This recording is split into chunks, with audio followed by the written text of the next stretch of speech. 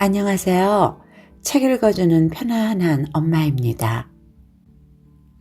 여인의 나이가 나보다 한 살 위라는 것을 안 것은 그날 밤이었다. 그리고 여인이 겨우 중학교를 마칠 무렵에 봉고차에 일용품을 싣고 행상을 하던 부모가 교통사고를 당하여 사망하는 바람에 일시에 부모를 잃고 고아가 된 여인이 이 집 저 집 식모살이를 전전하다 어느 식당에서 일하게 되었는데 우연히 그 식당에 들른 김순경의 눈에 띄어 방직 공장에 취직시켜준다는 꼬임에 빠져 이 지경이 되었다는 그의 여자가 되었다는 사실도 그날 밤에 알게 되었다. 조건상 지음 20년 뒤. 저 혹시 때마침 주홍빛 물감을 끼얹은 듯 빌딩 사이로 내려앉은 저녁 노을이 현란한 색상으로 도시를 물들이고 있는 시간이었다. 간편한 여행 가방 하나를 어깨에 둘러매고 지하철에서 내려 서울역 광장으로 통하는 층계를 오르고 있는 내 앞을 멈칫거리며 막아서는 여인이 있었다. 그러나 노을을 등진 채 내 앞을 막아서고 있는 여인의 얼굴은 역광 탓으로 겨우 윤곽만을 드러낼 뿐 누군지 얼른 알아볼 수 없었다. 오르내리는 인파의 어깨를 부딪히며 내가 겨우 층계의 모서리에 몸을 의지하고 여인과 나란히 섰을 때 여인이 다시 쭈뼛쭈뼛 입을 달싹거렸다. 저 혹시... 여인은 귀 밑까지 치켜세운 바바리 코트의 깃으로 가냘파 보이는 목덜미를 감싸고 있었으며 단추를 채우지 않은 바바리 코트 사이로 검정색 원피스가 보였고 그 원피스의 가슴팍 근처에 붉은색 하트 모양의 장식이 달린 큼지막한 목걸이가 대롱대롱 흔들리고 있었다. 나는 얼핏 눈을 들어 선홍색 루즈를 바른 여인의 입술과 오뚝하게 날이 선 콧잔 등 그리고 그늘진 여인의 커다란 눈을 바라보며 무언가 잡힐 듯한 기억의 끈앞을 하나를 초조하게 붙잡으려고 잔뜩 미간을 찌푸렸다. 그런데 여인의 얼굴은 결코 낯설지 않았으나 그렇다고 구름 사이로 성큼 얼굴을 내미는 보름달처럼 속 시원히 정체가 드러나는 것도 아니어서 나는 한동안 고개를 갸웃거리며 어망저망한 표정으로 서 있을 수밖에 없었다. 맞죠? 대전시 선화동에서 살던 학생이 틀림없죠? 여인이 내 턱 밑에 얼굴을 들이대며 확신에 찬 어조로 다그치는 말을 듣는 순간 나는 가슴 한복판이 그만 뻥 뚫리는 듯한 충격과 함께 오리무중으로 뒤엉켜 있던 내 기억의 끈앞풀이 어느새 술술술 매듭이 풀리고 20여 년의 세월이 시공을 훌쩍훌쩍 뛰어넘어 비디오 테이프의 화면처럼 유유히 눈앞을 스쳐 지나가고 있음을 느끼며 신음처럼 중얼거렸다. 그럼? 네, 맞아요. 선화동 문간방에 살던. 여인은 발이라도 동동 구를 듯이 반가워 어쩔 줄을 몰랐다. 그러나 나는 가슴이 뻥 뚫린 듯한 허전한 충격을 느끼면서도 40살도 훌쩍 넘은 중년의 모습으로 호련히 내 앞에 서 있는 여인의 모습이 왠지 낯설고 서먹했다. 아직도 내 기억 속의 여인은 소녀티를 채 벗어나지 못한 가냘픈 몸매에 사슴처럼 순한 눈매를 가진, 그리고 그 순한 눈매에 그렁그렁 눈물방울을 매단 채 대전시 선화동 언덕배기 골목의 단칸방 툇마루에 걸터 앉아 하염없이 먼 허공을 응시하던 그때 그 여인이어야 했던 것이다. 나는 포도에 내려앉은 주홍빛 노을이 점점 앙갈색으로 바뀌고 있는 서울역 광장을 쓸쓸히 바라보다가 20여 년의 세월이 훅고 지나간 자리에 낯선 모습으로 서 있는 여인을 향하여 떨떠름한 음성으로 나지막이 중얼거렸다. 많이 변했네요, 모습이. 모습뿐이겠어요. 여인의 입가에 서글픈 웃음이 잠깐 머물다가 쓰러졌다. 층계를 오르내리는 혼잡한 인파를 피하여 우리는 서울역 광장으로 걸어 나왔다. 어슴푸레한 어둠이 두 사람의 서먹한 분위기를 그런대로 감싸주고 있어서 다행이었다. 우리는 광장의 한켠에 마련된 주차장의 원통형 쇠막대기 난간에 얼마간의 거리를 둔 채 나란히 걸터 앉았다. 그래, 그동안 어떻게 지내셨어? 한동안의 침묵 끝에 여인은 놀랍게도 다정한 반말투로 먼저 입을 열었다. 지난 20여 년의 세월이 여인을 이처럼 곰살갑고 넌덕스럽게 변모시켰나 싶어서 나는 내심 씁쓸한 마음이 들면서도 여인 쪽에서 먼저 소탈스럽게 반말투로 말의 물꼬를 터놓는 것이 오히려 콧날 시큰한 정감으로 느껴져서 나도 덩달아 반말투로 대꾸했다. 나도 나지만 거기야말로 정말 어떻게 지내셨어? 산전수전 다 겪었지. 여인의 말투는 이제 완전히 혼자 중얼거리는 듯한 반말이었고 거침이 없었다. 그때 그 김순경하고는 그대로? 헤어진 지가 언젠데. 나로서는 그때 여인과 함께 동거생활을 했던 김순경에 대하여 이러쿵저러쿵 운을 뗀다는 것이 퍽 언짢고 꺼려지는 말이었지만 여인은 전혀 개의치 않고 주저없이 대꾸해왔다. 나는 새삼스럽게 여인의 얼굴을 슬쩍 훔쳐봤다. 어둠 탓으로 여인의 표정을 분명히 살필 수는 없었지만 무엇을 꾸미고 감추려는 의도가 추호도 없어 보이는 여인의 옆모습이 차돌맹이처럼 야무지고 당당하게 느껴졌다. 그때 여인이 내 발 앞에 놓인 여행 가방을 흘낏 내려다보다가 나를 향해 고개를 돌렸다. 혹시 기차를 타야 하는데 나한테 붙잡혀서 이러는지 몰라? 여인의 말에 나는 퍼뜩 역사 쪽으로 눈을 돌려 시계탑을 올려다봤다. 시계는 6시 45분을 가리키고 있었다. 나는 내심 당황하지 않을 수 없었다. 기차 시간은 15분밖에 여유가 없었다. 사실 나는 내가 근무하는 잡지사의 특집 취재 관계로 7시 기차편으로 광주에 내려가기로 돼 있어서 잡지사에서 퇴근하자마자 곧장 역으로 나온 길이었던 것이다. 그리고 광주에 내리면 대학 후배인 M군이 역에서 기다리고 있다가 나와 함께 광주에서 1박하고 다음날 나를 안내하여 담양의 송강 정철의 유적지 등을 취재하기로 약속이 이미 되어 있었다.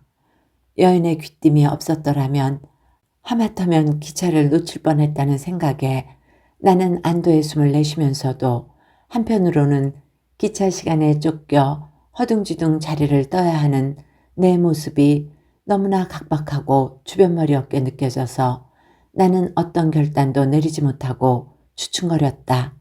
그러자 여인이 단호하게 발딱 자리에서 일어섰다.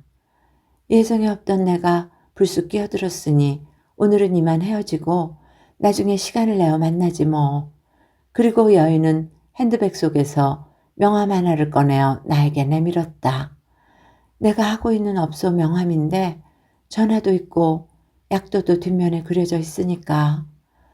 나는 보통 명함보다는 크기가 좀 작고 내 모서리가 둥그스름하게 잘려져 앙증스럽게 보이는 명함을 손바닥 안에 받아들고 주인에게 야단맞고 꼬리를 내린 강아지 새끼처럼 여인의 눈치를 살피며 취재 여행에서 돌아오는 대로 곧장 찾아가겠다는 말을 몇 번씩이나 다짐하듯 되뇌이며 여인과 헤어졌다.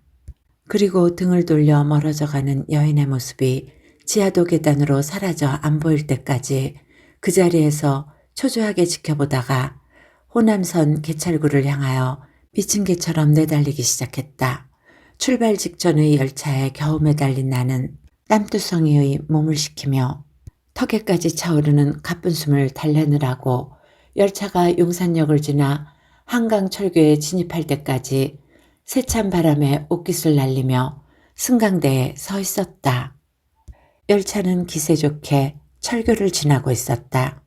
철교의 난간에 부딪힌 열차의 바퀴 소리가 강물 속으로 곤두박질을 치다가 수면에 부딪혀서 다시 허공으로 소용돌이를 치며 튀어오르듯 요란한 소리를 내며 흩어졌다.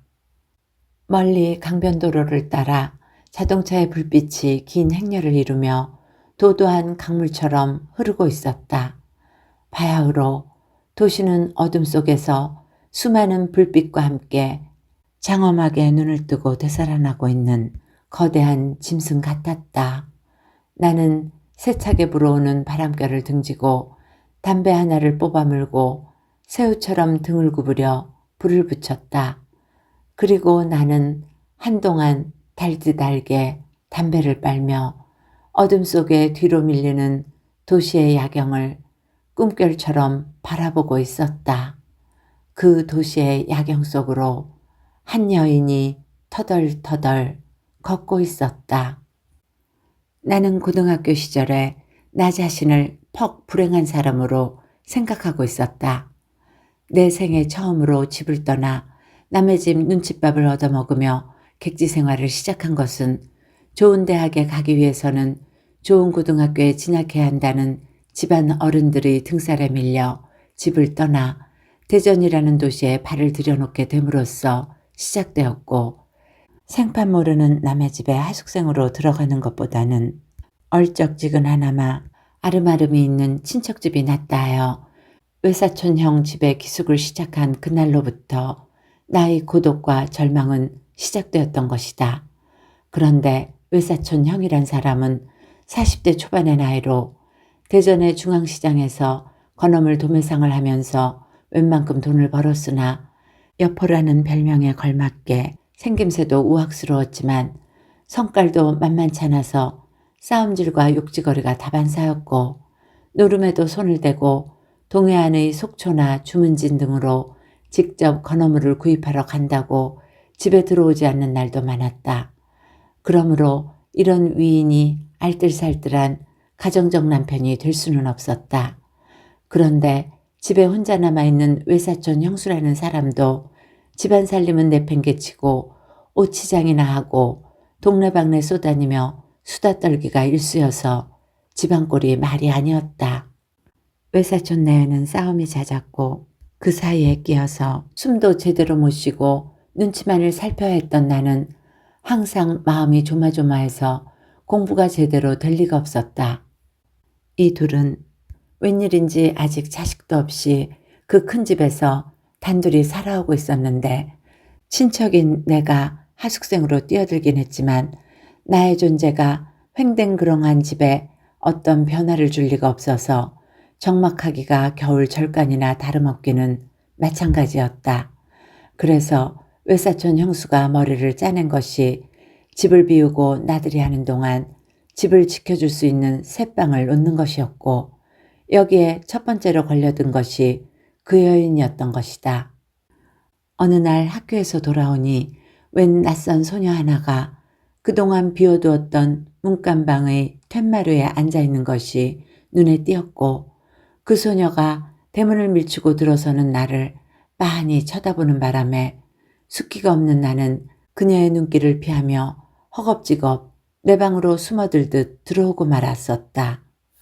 그리고 그날 밤에서야 나는 외사촌 형수로부터 새방을 놓게 된 경위와 사정을 전해 들을 수 있었고, 툇마루에 앉아있던 소녀가 실은 대전 근교에 있는 어느 지방에서 파출소 순경으로 근무하고 있는 경찰관의 아내라는 사실도 알게 되었다. 나는 그 소녀 같은 여인이 한 남자의 아내라는 사실이 놀라웠다.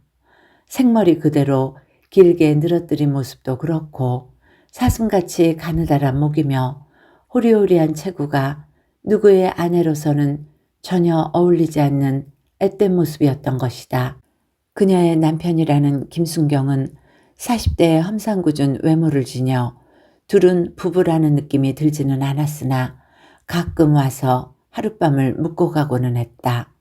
살림을 등한시하고 내게 떨떠름하게 대하는 사촌 형수에게 빨래까지 내어놓을 수가 없었던 나는 웬만한 세탁물은 스스로 해결해 왔는데 어느 날 바쁜 일에 쫓겨 세탁물을 마루 구석에 쑤셔 박아놓고 다녀오니 내 방 문 앞에 세탁된 팬티와 양말이 곱게 놓여져 있었다.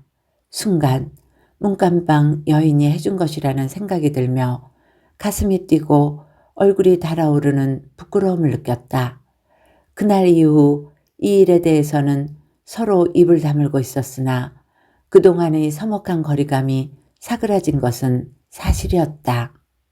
어느 날 저녁 그녀의 방 전구가 나간 것을 고쳐주러 의자 위에 올라가 전구를 갈아 끼우고는 흔들거리는 낡은 의자 위에서 조심하라며 후들거리는 다리를 잡아주는 그녀의 말에 현기증을 느껴 무너지듯 주저앉아 여인과 함께 이부자리 위로 나둥그러졌다. 그리고 얼마 후 외사촌형 부부가 누군가의 혼사로 고향에 다니러 간 어느 날 밤 나는 그녀의 방을 다시 찾았고 둘은 잊을 수 없는 밤을 보냈다. 그로부터 한 달 뒤 김순경이 더 먼 어느 시골로 발령이 나는 바람에 여인을 데리고 이사를 가버린 것이다. 나는 텅 비어버린 가슴에다 남몰래 깊은 슬픔 하나를 키우며 고등학교 시절의 마지막 겨울을 보내고 있었다. 참으로 혹독한 상심의 겨울이었다.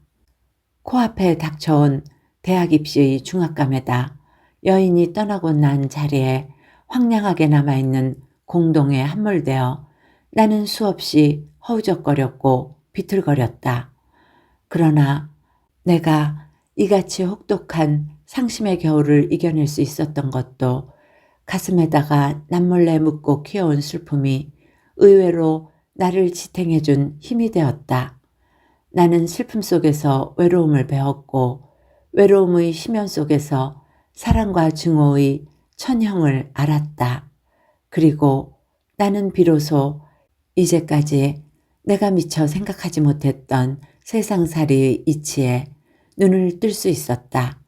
문간방의 여인이 내게 준 선물이었다. 중략.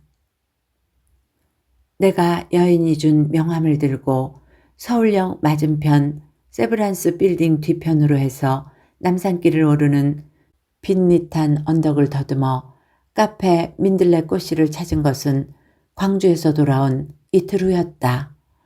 광주에서 오는 길에 곧장 여인의 카페를 찾을 생각을 안 한 것은 아니었지만 그날 내가 서울역에 내린 것이 밤 11시가 넘은 시간이었고 간밤의 과음에다가 기차 여행의 피로가 나를 녹초로 만들었기 때문에 여인과의 만남을 뒤로 미루고 나는 곧장 집으로 향했던 것이다.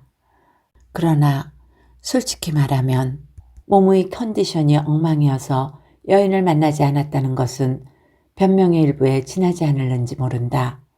그보다는 오히려 마음의 준비가 전혀 되어 있지 않았기 때문이라는 것이 보다 솔직한 이유가 될 것이다. 그런데 새삼스럽게 마음의 준비가 왜 필요한지 나는 딱히 그 이유를 댈 수는 없었다. 아니, 이유를 댈 수가 없는 것이 아니라 그 이유를 잘 모르고 있었다. 그저 막연히 여인과의 해우를 위해서는 무언가 준비가 필요하다는 생각이 나를 망설이게 하고 있었던 것이다. 그러나 막상 여인을 찾아 나서기로 결심을 한 순간까지도 나는 전혀 내 마음을 정리하고 준비할 아무런 단서도 찾지 못하고 있었다. 여인은 전화도 걸지 않은 채 난데없이 불쑥 찾아온 나를 조금도 당황해하지 않고 무척 담담한 표정으로 맞았다. 왔네. 카운터에서 몸을 일으키며 나를 맞이하는 여인의 말씨가 너무나 차분해서 자주 들르는 단골 손님에 대한 일상적인 인사치레로 들릴 지경이었다. 여인은 바바리 코트만 벗었을 뿐 며칠 전에 서울역에서 만났을 때의 복장 그대로 검정색 원피스에 하트 모양의 목걸이를 누리고 있었다. 9시가 임박한 시간이었지만 67개의 테이블이 놓여있는 실내에는 한편 구석자리에 연인으로 보이는 젊은 남녀 한 쌍만 이마가 거의 맞닿을 듯이 마주보고 앉아서 생맥주잔을 기울이고 있을 뿐 손님이 없었다. 손님이 별로 없네. 업소에 손님이 가득 차서 왁자지껄하면 여인과 이야기를 나눌 분위기도 아닐 텐데 그러면 어쩌나 하는 마음으로 카페에 들어섰던 나는 의외로 조용한 실내에 우선 마음이 가벼워진 나머지 가볍게 한마디 던져놓고 나서 금세 후회했다. 듣기에 따라서는 남의 장사하는 데 와서 손님이 없다고 입을 놀린다는 것이 얼마나 신뢰되는 망발인가 싶어서였다. 초저녁에 한 차례 빠져나갔지. 여긴 원래가 그래. 초저녁에 반짝하고는. 여인이 입구에서 주춤거리는 나를 향해 대수롭지 않다는 음성으로 대꾸했다. 그때 주방 쪽의 커튼이 들춰지며 종업원인 듯한 아가씨 하나가 불쑥 얼굴을 내밀었다. 손님이 오셨어, 얘? 아니야, 고향 손님이야. 여인의 단호한 한마디에 아가씨 얼굴이 다시 커튼 뒤로 숨어들고 주방 쪽에서 물소리와 함께 달그락거리며 그릇 부딪히는 소리가 들려왔다. 젊은 연인들이 앉아있는 구석자리를 피하여 나는 출입문 근처의 자리에 앉아 실내를 눈으로 더듬었다.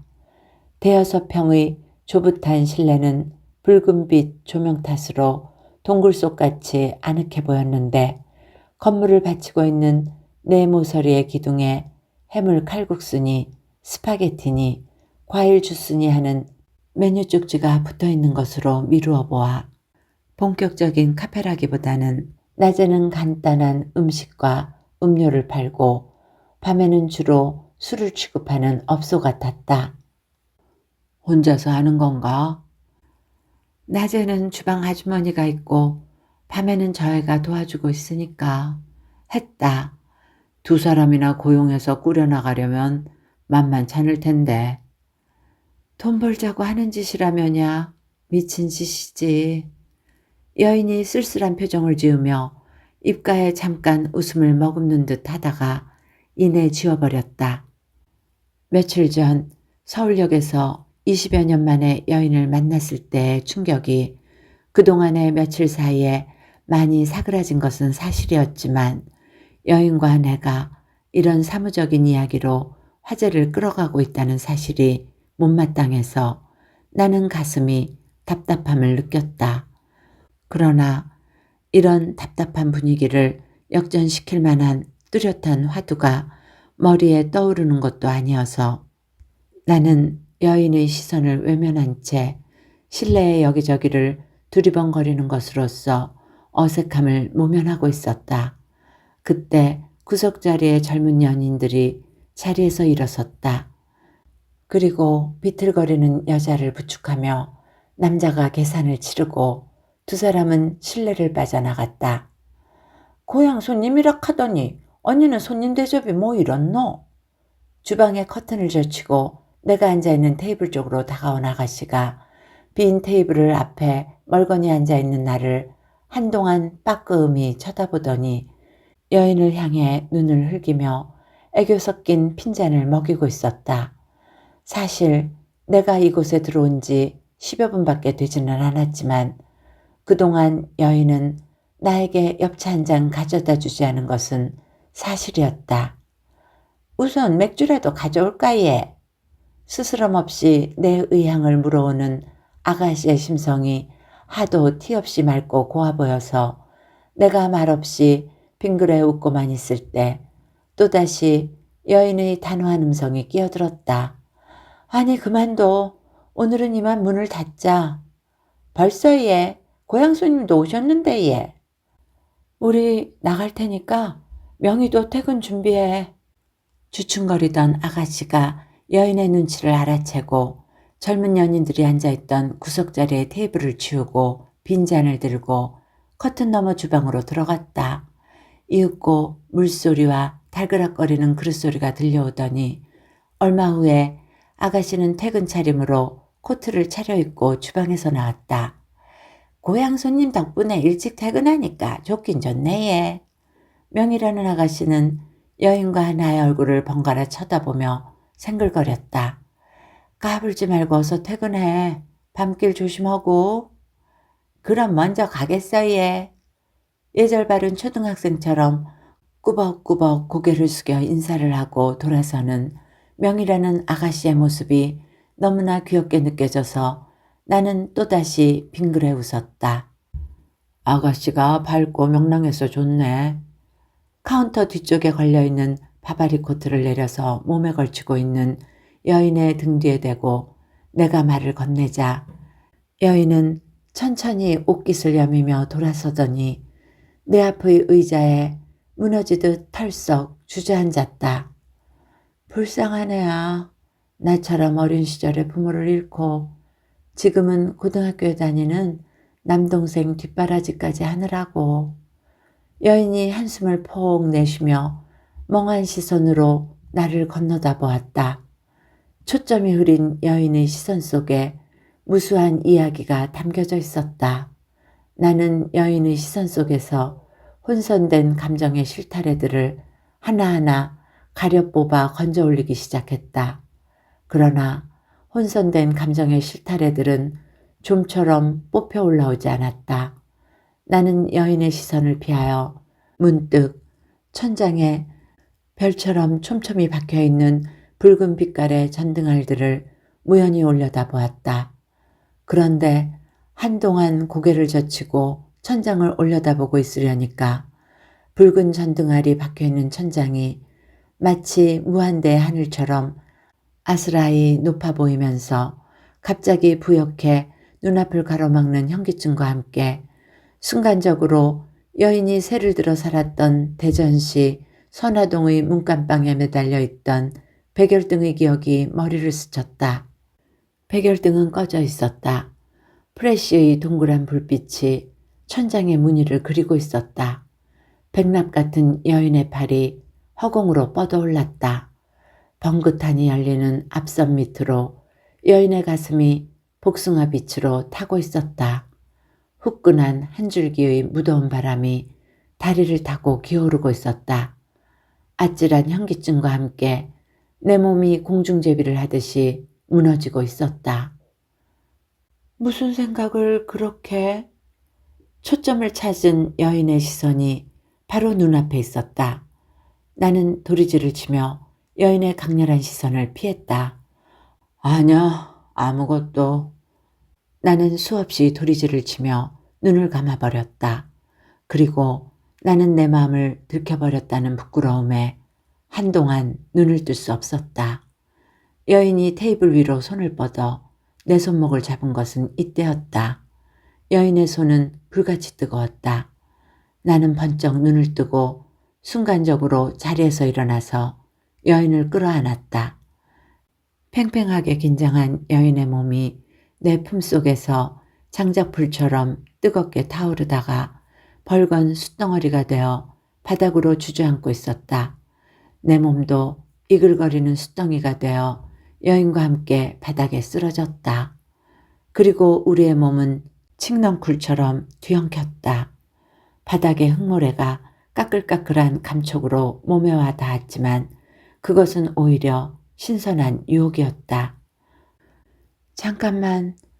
여인이 내 몸을 가볍게 밀어내며 출입문에 손을 뻗었다. 찰칵 소리를 내며 출입문의 잠금 장치가 닫혔다. 여인은 출입문 옆에 붙어있는 전기 스위치도 내렸다. 천장에 박힌 붉은 빛깔의 전등알만이 하늘의 별처럼 떠있을 뿐 실내는 포근한 어둠에 휩싸였다.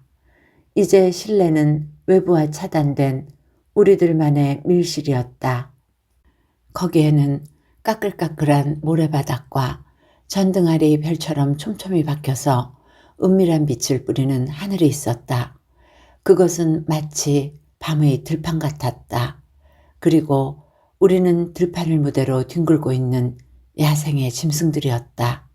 짐승들은 거추장스런 옷가지들을 허겁지겁 테이블 위에 벗어던지고 별빛 쏟아지는 들판을 숨이 턱에 차도록 내달리다가 밤나무 꽃향기에 취해서 비틀거렸고 드디어는 짭짤한 땀투성이의 가슴에 얼굴을 묻으며 깊은 바닷속으로 빠져드는 듯한 나른함 속에서 눈을 감아버렸다.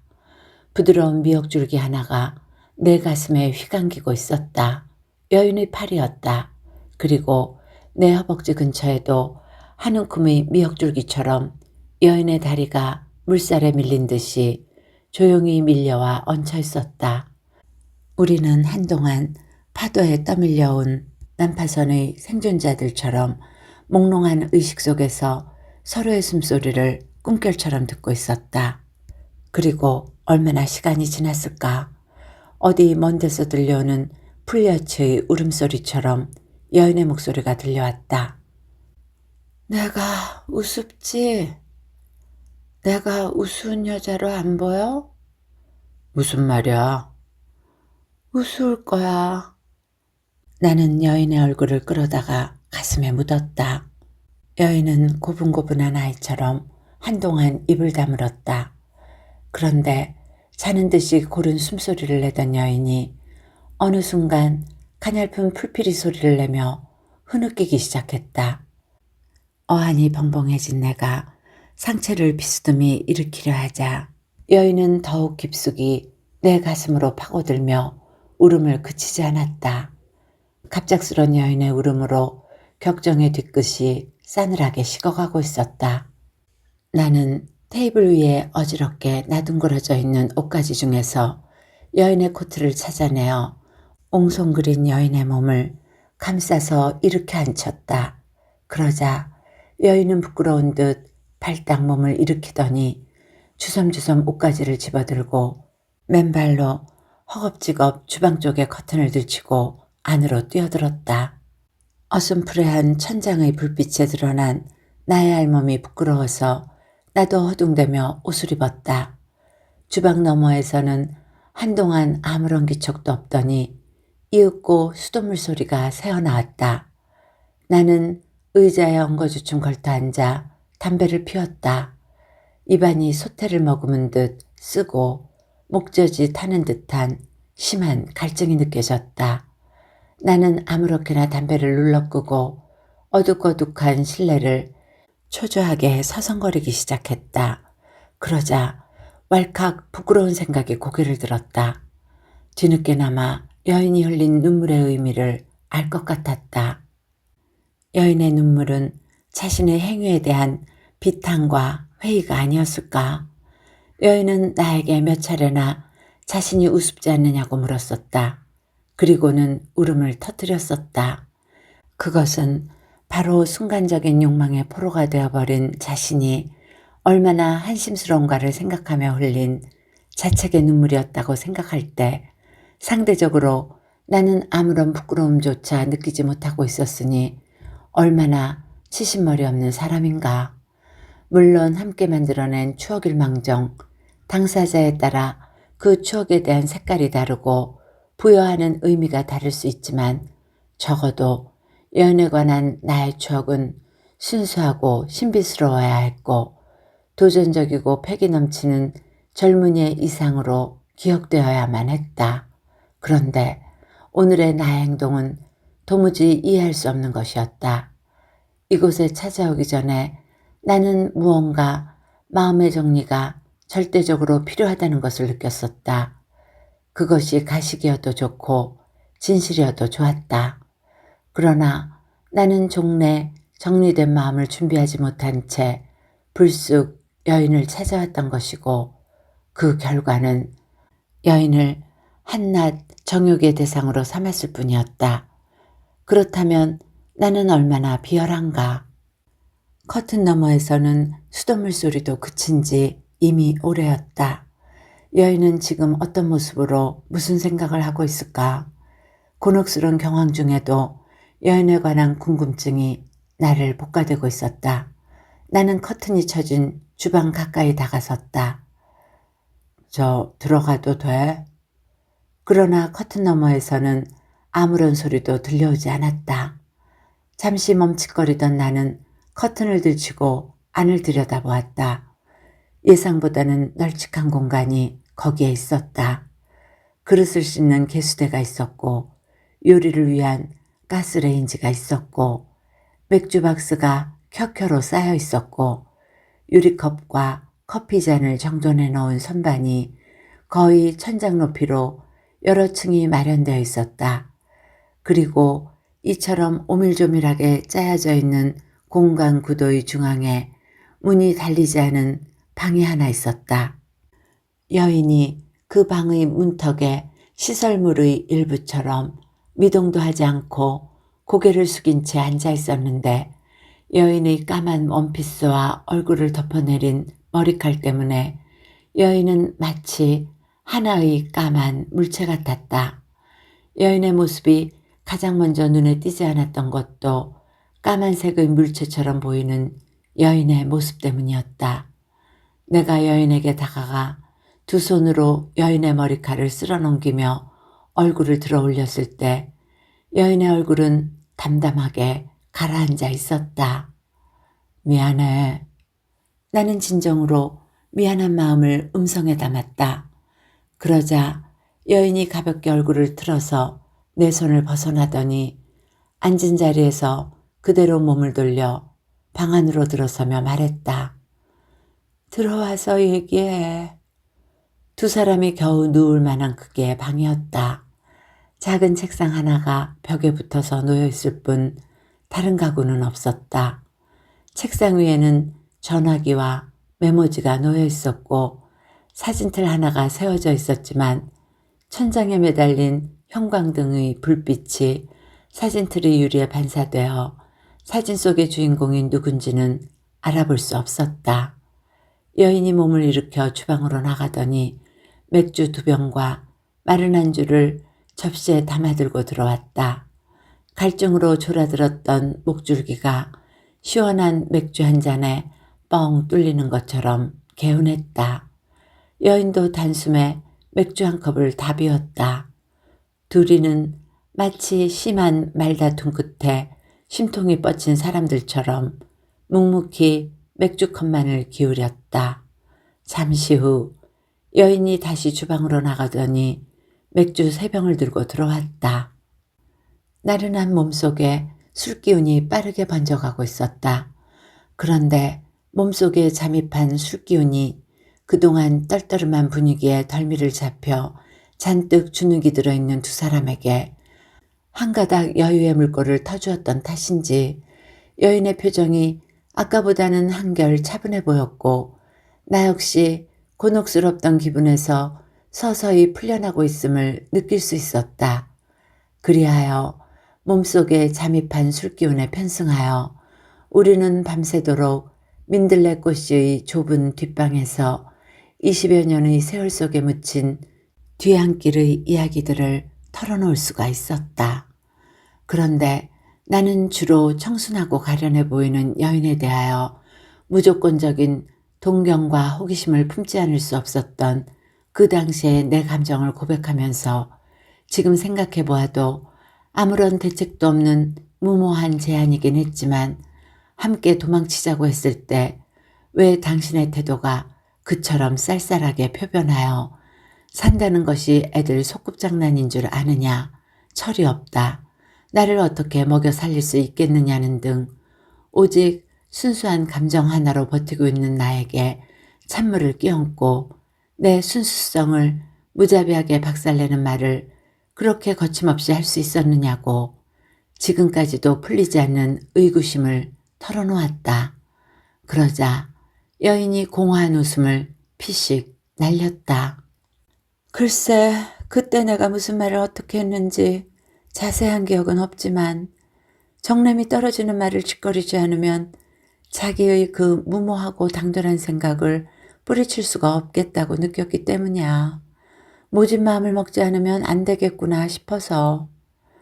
왜 그래야만 했는데? 자기를 위해서 그게 가당키나 한 얘기야? 정말 철없는 생각이지. 여인이 어이없다는 표정으로 나를 빤히 쳐다보면서 가벼운 한숨을 쉬었다. 철없는 생각일지라도 그때는 정말 진정이었는데. 그러니까 문제라는 거야. 일시적인 호기심도 아니고. 내 마음을 떼어놓기 위해서 일부러 모진 소리로 내 환상을 박살내지 않을 수 없었다는 여인의 말을 듣는 순간 나는 코끝이 찡하게 아려왔다. 나는 지그시 눈을 감은 채 만일 여인과 함께 도망을 쳤었다면 지금의 내가 어떤 모습으로 살아가고 있을까를 얼핏 머릿속에 그려봤다. 그러나 그것은 어림짐작으로 남아 전혀 윤곽조차 그려지지 않는 내 모습이었다. 나는 주머니에서 담뱃갑을 꺼내들고 쭈그러진 갑을 펴서 담배 한 개비를 뽑아 입에 물고 불을 붙였다. 너울너울 흘러가는 담배 연기 속으로 지난 20여 년의 세월이 가물거리며 함께 흐르고 있었다. 그런데 잿더리라도 어디 있을까 하여 두리번거리다가 책상 위에 놓여있는 사진틀에 우연히 나의 시선이 멈췄다. 아까는 형광등 불빛에 반사되어 사진틀 속의 주인공이 누구인지 몰랐었는데 앉은 위치가 달라서인지 사진틀 속의 주인공 모습이 눈에 들어왔다. 의자에 앉아있는 사람은 지금보다는 훨씬 젊게 보이는 여인이었고 뒤에는 중학생 또래의 소년 하나가 여인의 어깨 위에 한 손을 얹고 해맑은 얼굴로 웃고 있었다. 아들인가? 내가 무심코 사진틀을 끌어다가 눈 가까이 대며 물었지만 여인은 아무런 대꾸도 없었다. 사진틀 속의 여인은 검정색 옷차림이어서 단아하면서도 어딘지 모르게 차갑고 쓸쓸한 모습이었고 뒤에 서 있는 소녀는 똘망똘망한 눈과 선이 뚜렷한 콧날의 인상이 퍽 이지적이고 똑똑해 보였는데 입꼬리를 살짝 치켜올리며 웃는 모습이 어디선가 많이 본 듯한 낯익은 모습을 하고 있었다. 저 혼자 타들어가던 담배가 기어이 길쭉한 담뱃재를 방바닥에 떨어뜨렸다. 나는 손가락 끝에 침을 묻혀 떨어진 담뱃재를 낚아올려서 빈 맥주병의 주둥이 근처에 조심스럽게 갖다 대고 밀어넣다가 너무나 조용한 여인 쪽이 궁금하여 흘낏 돌아다 보았다. 여인은 언제부터인지 눈 하나 깜짝하지 않고 나의 거동을 똑바로 쏘아보고 있었는데 술 기운 탓인지 여인의 눈 언저리가 유난히 벌겋게 달아 있었다.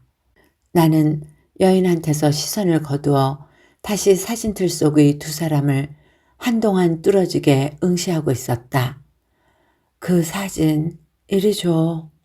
얼마 후 가랑잎처럼 메마른 여인의 목소리가 들려왔다. 그리고 사진틀을 건네받은 여인은 무릎 위에 그걸 올려놓고 마치 묵념이라도 하는 자세로 고개를 꺾었다.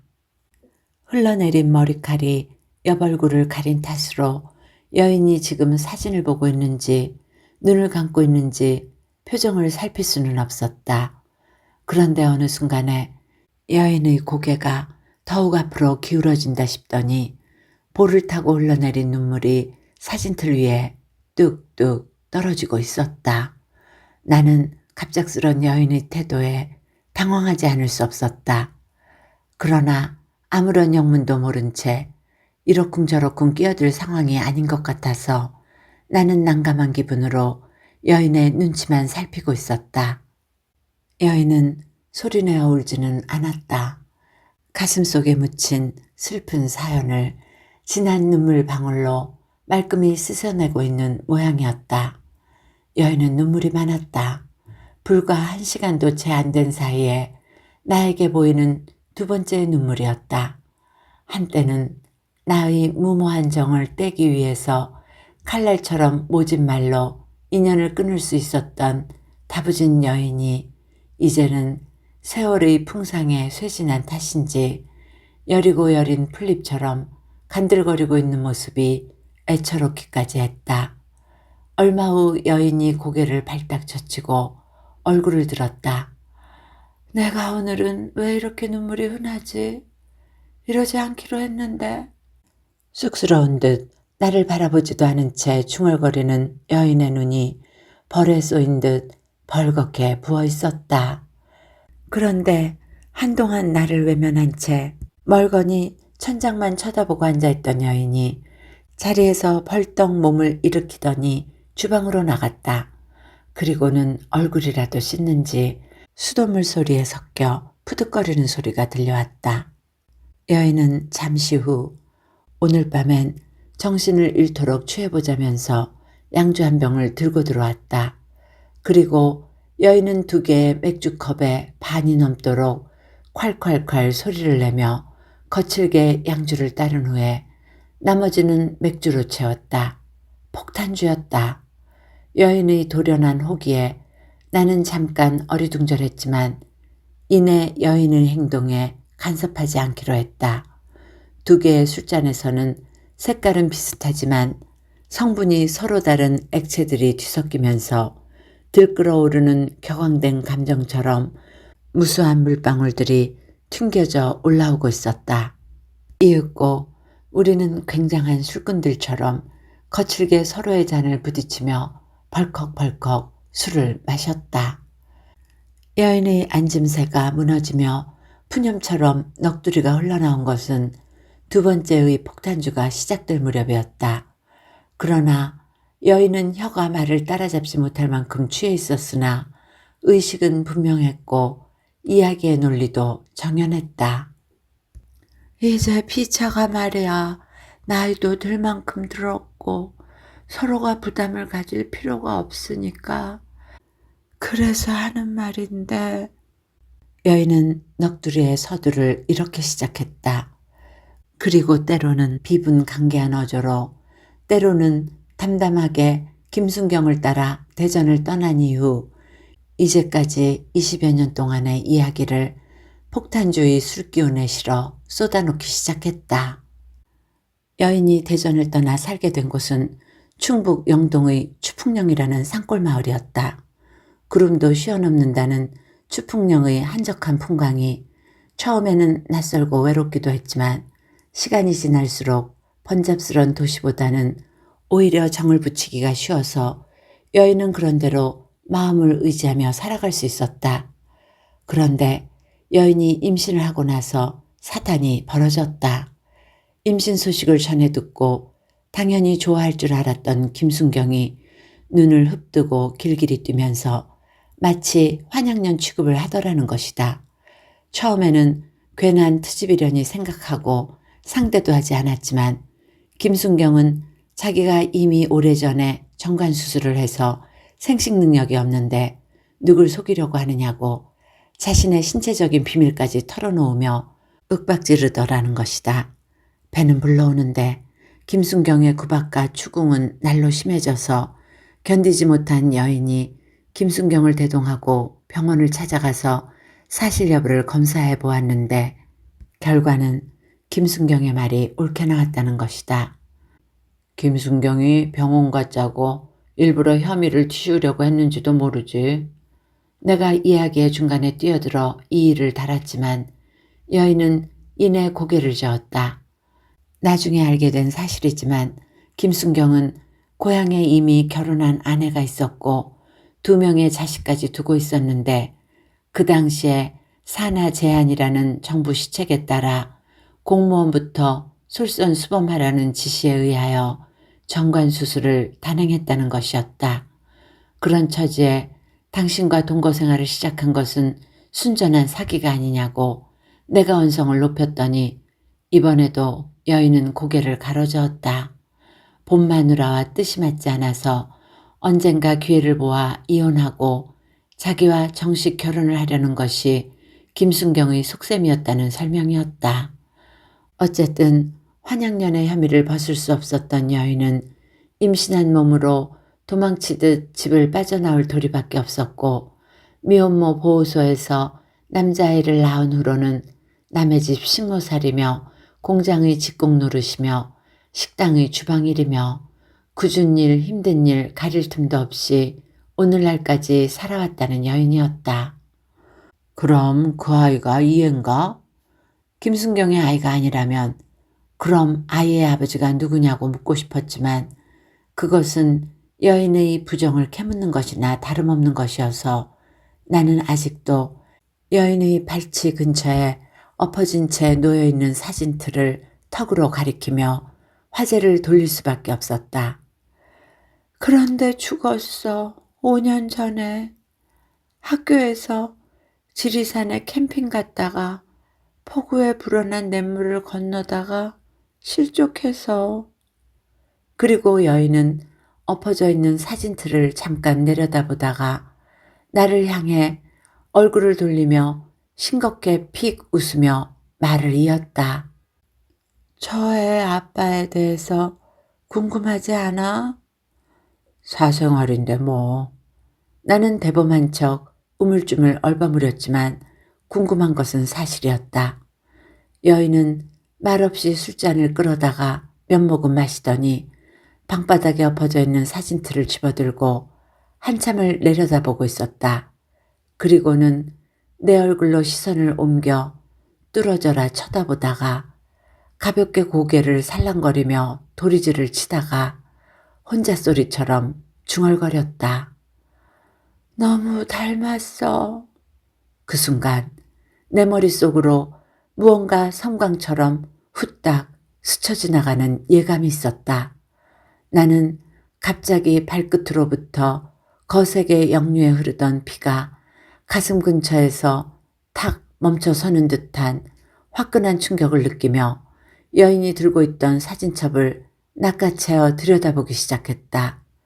사진틀 속에서는 입꼬리를 살짝 치켜올린 소년이 조용히 웃고 있었다. 그러자 나의 시야가 갑자기 몽롱한 안개에 휩싸인 것처럼 흐려지고 있었다. 그리고 안개 너머 몽롱한 시야 저편에 역시 입꼬리를 살짝 치켜올린 어린 시절의 내 사진이 환영처럼 떠올랐다. 아니, 그럼... 내 목소리가 황량한 광야에 울려 퍼지는 들짐승의 포효처럼 적막하게 들려왔다. 이야기는 이렇게 끝을 맺습니다.